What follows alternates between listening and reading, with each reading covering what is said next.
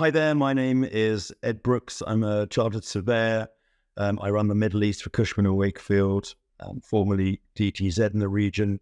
I've been out in the region for, longer than I like to say, 18 years. I think I first came to Bahrain in 2006.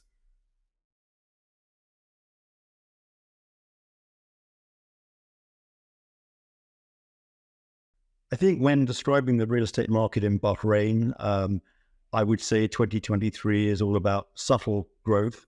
What is actually very exciting is the number of real estate transactions, which was up significantly year on year. I think 14.5% more than in the equivalent time last year. So far this year, we've had 1.2 billion dinars worth of sales.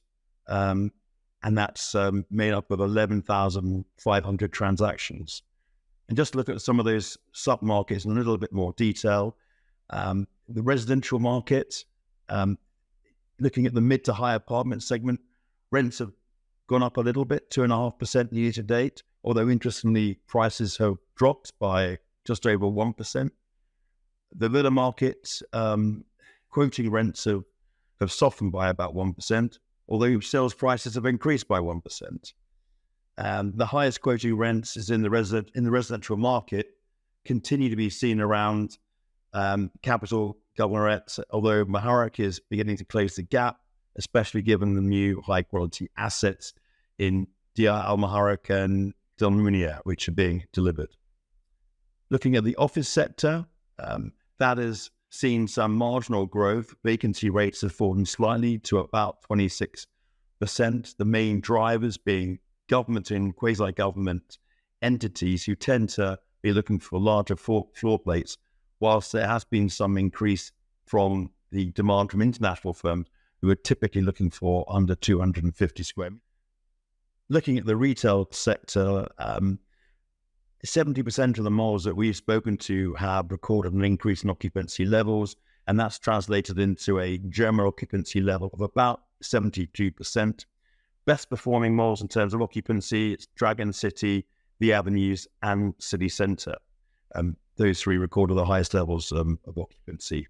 However, average rents have softened, probably because of the increase in supply. So they are down from about 15 dinars a square meter last year to around about 14 as an average per square meter this year. Interestingly, we also can't talk about retail without mentioning e-commerce. That saw nearly a 10% growth year to date this year. So far, in fact, in Q1, 349 million dinars worth of transactions were on e-commerce, and that accounted for 35% of the retail spending. So that's certainly a sector to be looking at. And talking about hospitality, Bahrain Airport welcomed nearly 4.1 million passengers during the first 6 months of 2023. That's up, interestingly, 43% during the same period of 2022.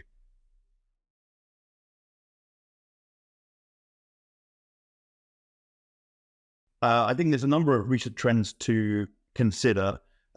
Firstly, from the sort of the residents and the hospitality side, I think we should mention the golden visas, which are now open to both residents and non-residents, where applicants have got to own a property with a minimum value of 200,000 Bahraini dinars, or satisfy a certain income requirement per month. I think that's quite an exciting development for Bahrain. I think it's going to be of great interest to a number of international purchasers looking for dual nationality or even just a very safe and peaceful place to live. Again, on hospitality, in June this year, the MOU signed between Saudi Arabia and Bahrain, whereby they've agreed, the tourist authorities have agreed to market both countries as a joint promotion. So that's going to... I would also mention the MOU signed between Saudi Arabia and Bahrain to promote both countries as one regional tourist destination. This is a really interesting development, and Saudi Arabia being the disruptor, really, no one would have expected 5 years ago that they would be really gunning towards the sort of tourism which they are promoting. So I think that is great news for Bahrain. And finally, again on hospitality, after 6 years hiatus, the much awaited direct flights between Qatar and Bahrain restarting. So much in common with both countries and so many families interlinked. I think that is also a really interesting development. In terms of on the technical side, I think the establishment of the Real Estate Regulatory Authority, which has been first established in 2018, that again is giving international investors some consistency in the approach, both of brokerage and more importantly, I think probably valuations. I think that's a really interesting development. Bahrain really are leading the region in terms of regulation and adopting not only their own Bahraini real estate standards, but also the international valuation standards and those of the Royal Institution of Chartered Surveyors.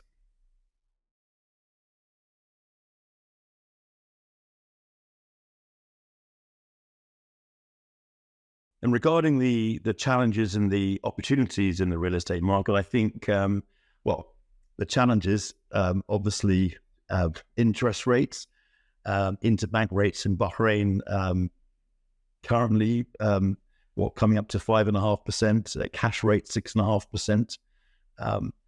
Opportunity definitely has to be affordable housing.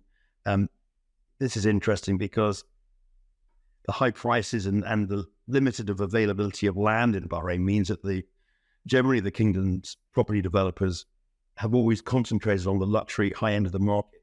Actually, when you look at the demographics of Bahrain, you've got a population of nearly 1.5 million, but 25%, a quarter of those are under 19 years old. So you have a young, increasingly affluent population, with many of them looking to move away from the traditional family unit, or certainly have their own pied à terre, as it were. So again, some good demand for 1 and 2 bedroom apartments as these folks look to branch out on their own for a bit more independence. But also, I think the market generally has to address the requirements for affordable housing.